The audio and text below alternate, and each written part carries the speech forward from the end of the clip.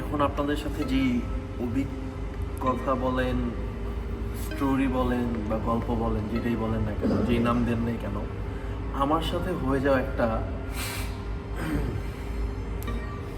মুহূর্তের কথা বা একটা সময়ের কথা আমি আপনাদের সাথে শেয়ার করছি। সময়টা 2009 কি 10, বাচ্চাকাল, ক্লাস 9, 8 কি 9-এ পড়ি।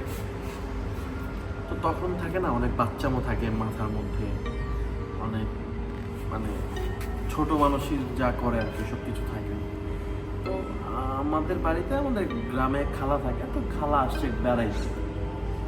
খালা বেড়াইতে আসছে, এখন উনি চলে যাওয়ার সময় আমি খালারে বললাম যে খালা আমি আপনার সাথে বাড়িতে যাবো ভালো কথা, কিন্তু আমি কাউকে বলে যাবো না যে আমি বাড়িতে যাচ্ছি, কারণ বলে গেলে আমার বাসা থেকে ছাড়বে না, আমার স্কুল আছে, কোচিং আছে।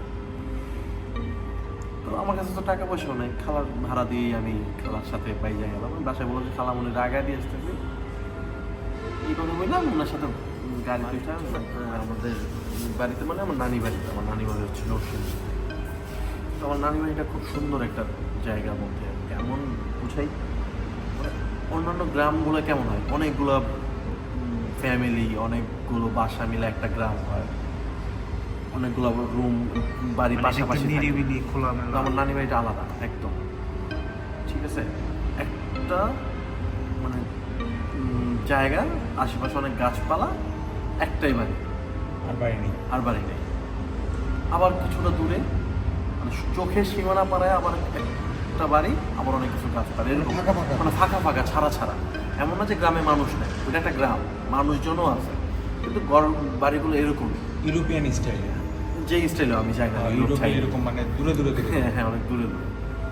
তো গেলাম, বাড়িতে গেলাম, খাওয়া দাওয়া করলাম, আসছি বাড়িতে। আমার বাড়িতে টেনশন করবে জন্য বাড়িতে ফোন দিয়ে বইলে হচ্ছে যে আমি গ্রামে আসছি। ঠিক আছে, বাড়িতে একটু ফোনের মধ্যে বকাঝকা করছে, ঠিক আছে, ফাইন। আমি দুপুরের খাওয়া দাওয়া শেষ করে বিকালে গেছি বাজারে ঘুরতে, আসছি বাড়িতে ঘোরাফেরা করে।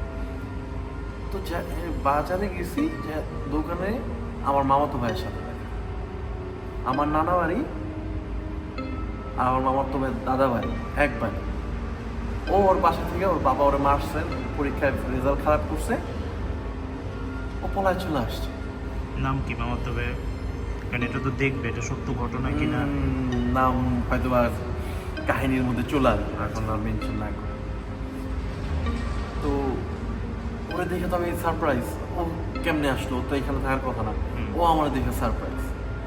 এতটাই কাকতালি ভাবে দুজনের সাথে দেখা হয়ে গেছে, আমরা সব ছোটবেলা থেকে অনেক ক্লোজ, আমরা সব ধরনের, মানে সেও খুশি আমি খুশি। আরে আমরা তো ঈদের চাঁদ পাইছি, আমাদের এবার 2-3 দিন যদি বাড়িতে থাকি অনেক ভালো হবে, আমরা থাকবো, আনন্দে থাকবো।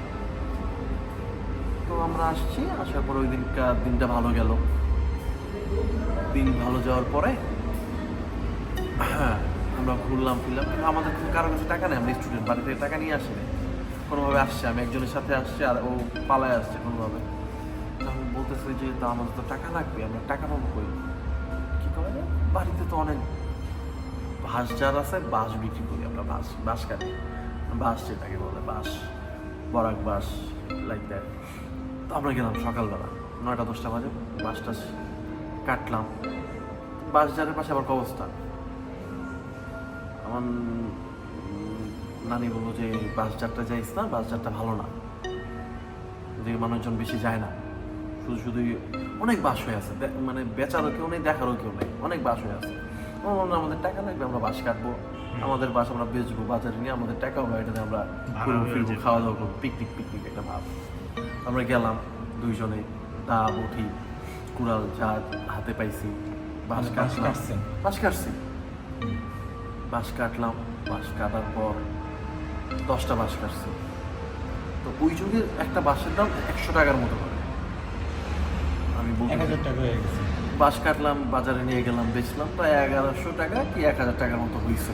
দিচ্ছেন বিক্রি করছি আমরা, বাঁশ বিক্রি করছি, আমাদের কাছে অনেক টাকা, তখন এই টাকা আমরা অনেক টাকা, তখন জিনিসপত্র দ্রব্যের মূল্য দাম অনেক কম। তো সারা বাসটা বেচা আমরা ঘুরতেছি। তো সন্ধ্যাবেলায় আমাদের এখানে একটা নদী আছে, ব্রহ্মপুত্র নদী, নরসিংদী ব্রহ্মপুত্র নদী। তো তো আমার কাজিন বলতেছে চল আমরা একটা নদীর পাড় থেকে ঘুরে আসি। ঠিক আছে, নদীর পাড়ে গেলাম। নদীর পাড় খুব সুন্দর, শুনশান, আর আবহাওয়াটা খুব ভালো। মানে বসন্ত শেষ হয়েছে, বাট ওরকম গরমটা এখনো পড়ে না। হ্যাঁ, তো আমরা গেলাম, একটা নৌকাওয়ালা আছে, মামার বললাম মামা চলেন যাই। কয়, না মামা সন্ধ্যা হয়ে যাচ্ছে, আমি এখন যাবো না, চলেন না যাই। তো ওনারে ফোর্সফুলি আমরা নিয়ে গেলাম। তো নদীর পাশ, নদীর আঁকা বাঁকা পথ দিয়ে পথে আমরা নৌকা দিয়ে ঘুরতেছি, ভালো লাগতেছে, অন্যরকম ফিল। বাচ্চাকালে মানে এই মেমোরিটা এখন চোখে বললে অনেক ভালো লাগে আসলে। কারণ এই যান্ত্রিক জীবনে আসলে এইগুলো করা সম্ভব না। তো যাচ্ছি এমন সময় আজান দিবে অবস্থা। আর গ্রামের বাড়িতে ঢাকা থেকে সন্ধ্যাটা একটু তাড়াতাড়ি হয়, সকালটা হয় তাড়াতাড়ি ঢাকা থেকে, সন্ধ্যাটা হয় তাড়াতাড়ি ঢাকা থেকে। সন্ধ্যা হয়ে যাবে এমন সময় ঠিক ওই পার থেকে, মানে নদীটা খুব বড় না, এই পার থেকে এই পার দেখা যায়। ওই পার থেকে একজন মাওলানার মানে একজন কি বলে সুফি, মানে এটা কি বলে, এটাকে বলে হয়তো বা মানে একজন হুজুর টাইপের লোক, আলখেল্লা পরা, সাদা একটা আলখেল্লা পরা, টুপি পরা, উনি ডাকতেছে, এই বাবারা এদিকে আসো এদিকে আসো। ঝামেলায় পড়ছে। কি ঝামেলা? যে আমাদের গ্রামে একজন লোক মারা গেছে, ওনার লাশটা আমাদের তো নিয়ে যেতে হবে, রাত হয়ে যাচ্ছে, আমরা তো নিতে পারতেছি না, নদী পার হইতে পারতেছি না, খুব কোনো গাড়ি ঘোড়াও পাইতেছি না, নৌকা নাই। আর ওনারা যদি লাশটা নিয়ে ওনারা মানে কি বলে মানে গাড়ির পথে যায়, ওনাদের অনেক ঘুরে যেতে হবে, নদী পার হয়ে গেলে খুব কাছে, তো আমাদের যাইতে হবে। এখন আমরা বললাম না আমরা তো চলে যাবো। বাবা দেখো একটু হেল্প করো, আল্লাহ তোমাদের উপকার করবো। আমাদের বাচ্চা কাল মাঝি বললো ঠিক আছে ওঠেন। লাশ, একটা মৃতদেহ, আমরা দুটা মানুষ, সাথে একটা অচেনা অপরিচিত। আমরা বললাম যে আঙ্কেল আর কেউ নাই আপনাদের সাথে? বললো যে ওনারা ঘুরে আসতেছে রাস্তার পথে। তো মাঝি সহ আমরা চারজনের লাশটা দইরা উঠাইছি নৌকার মধ্যে। তুইও তখন ওই বয়সে ধরে উঠাইছি। ওই বয়সটা তো মানে ডিসিশন খুব তাড়াতাড়ি নেওয়ার বয়স, কি হবে কি চিন্তা করার বয়স না। উঠাইলাম, বসলাম, এখন আমরা যাচ্ছি। যাওয়ার পথে ততক্ষণে আজান দিয়ে ফেলছে, সন্ধ্যা হয়ে গেছে, বাড়ি যাবো কিন্তু যাইতে পারতেছি না। তো বসে আছে, হঠাৎ করে এমন একটা জিনিস দেখলাম, যেটা আসলে এখন বলে আপনারা হয়তো বিশ্বাস করবেন না যে আজ খুবই কথা বানায় বলতেছে। ওই লোকটা মৃতদেহ থেকে একটা অর্গান, আবার ওই লোকটা মৃতদেহ থেকে একটা মানে ওই যে আলখেল্লা পরা যে লাশের সাথে তো একটাই লোক, আর নৌকাতে আমরা তিনটা লোক, মাঝি, আরামে, আমার কাজে। একটা অর্গান বলতে একটা চোখ, সে উঠায় মুখে দিয়ে ফেলল। ওই লোকটা, যে লোকটা মৃতদেহটা বা লাশটা বা মুদ্রাটা যেটাই বলেন সাথে করে নিয়ে আসছে। ইভেন এই জিনিসটা মাঝি দেখে না, মাঝি নৌকা চালাচ্ছে। নৌকা কিরকম ছিল বা কিভাবে বসতে? নৌকা কোষা নৌকা খুব বড় নৌকাও না, ছোট, 3-4 জনের জন্য। ওইটার মধ্যে আমরা ইয়া করে বসে আছি। তো খায় ফেলছে। এটা আমি দেখলাম, আমার চোখের ভুল নাকি আমি বুঝতেছি না। আমি আমার কাজিনের পায়ের মধ্যে ধরে এইভাবে প্রেস করলাম, মানে যে চাপ কি করে, হ্যাঁ কি করতেছি এটা। ও দেখছে, ও আমার দেখা, ও ঠান্ডা, আমিও ঠান্ডা, কি হইতেছে। তখন প্রায় অন্ধকার নেমে গেছে, যতটুকু আলো মানে আসমানে বাকি আছে ততটুকু আলোতে আমরা দেখতেছি।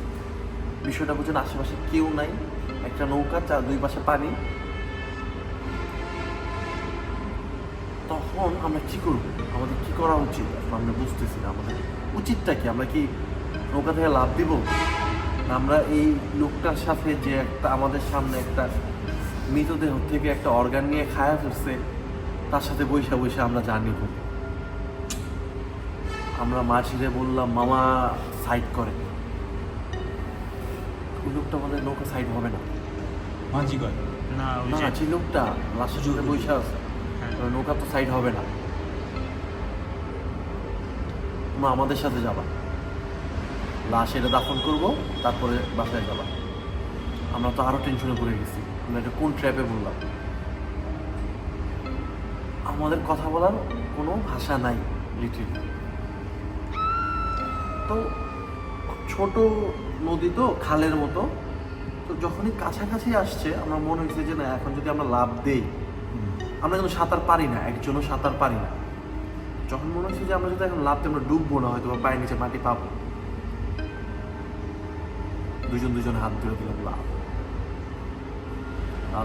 দিয়া পায়ের নিচে মাটি পাইছিলাম না সাঁতরাইছি, আমি তো সাঁতার পাই না, কেমনে ডাঙে উঠছে আমার মনে নেই, এক্স্যাক্টলি মনে নেই, অনেকদিন আগের কথা, তুই মনে করতেও পারতেছি। কিন্তু সামহাও আমরা দুজনে পারে উঠলাম, উঠা দেখলাম মানে তখন রাত হয়ে গেছে, 7টা বেজে গেছে, কুটকুটে অন্ধকার।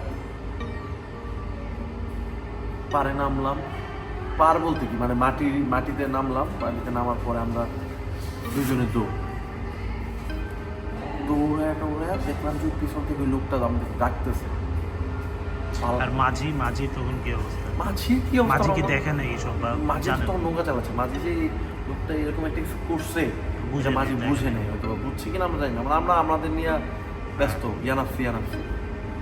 আমরা দৌড়ে সামনে এক বাড়ি পাইলাম, দুজনের মতো বাড়ির দরজার মধ্যে ইচ্ছা মতো থাপড়াইতেছি যে আমাদের ঘরে ঢুকতে হবে। আমরা মনে করছি যে আমরা ঘরে ঢুকলে আমরা সেফ। তো ঘরে ঢুকলাম, ঘরে ঢোকার পরেই আমার কাজিন সেন্সলেস, ওর হার্টবিট এত বাইরে গেছে, ওর সেন্সলেস, ওর কি আমি জানি না, বাট সাথে সাথে দরজাটা লাগাই দিলাম। দরজাটা লাগাই দেওয়ার পরে তখনও দেখি ওই লোক বিশাল বড় এক শরীর লোক। এখন আসলে এটা এখন মানে এই জেনারেশনে আইসা এটা কথাটা হয়তো বা গাঁজাগুড়ি লাগতে পারে আপনাদের কাছে, ঠিক আছে, বাট আমি এটা প্রত্যক্ষ করছি, রানার লোম দাঁড়ায় গেছে গায়ের। ঠিক আছে, প্রত্যক্ষ করছি। এই বিশাল বড় হয়ে এই পার থেকে এই পার দেখলাম হাইটা চলে যাচ্ছে। মানে উনি নৌকে উঠলো কেন? আর উনি নৌকায় উঠছে কেন এটা তো আমরা জানি না। এই তুমি তো চুপ করো। আমরা যখন এই বাড়িতে গেলাম, বাড়িতে যাওয়ার পর আমরা যে বাড়িতে আশ্রয় নিলাম, উনি বলতেছে তুমি তো বাবা বাচ্চ, তোমাদের সাথে যার দেখা হয়েছে তাকে গ্রামের ভাষায় বলে আদমখোর। আদমখোরের কাজ কি? এটা কি ওয়ান কাইন্ড অফ জিন? এটা একটা ক্রিয়েচার, এটা জিন জিনের বলি, একটা ধরন। পিচাচ বলি, যাই বলি, অনেকে অনেক নামই দিতে পারি, ঠিক আছে।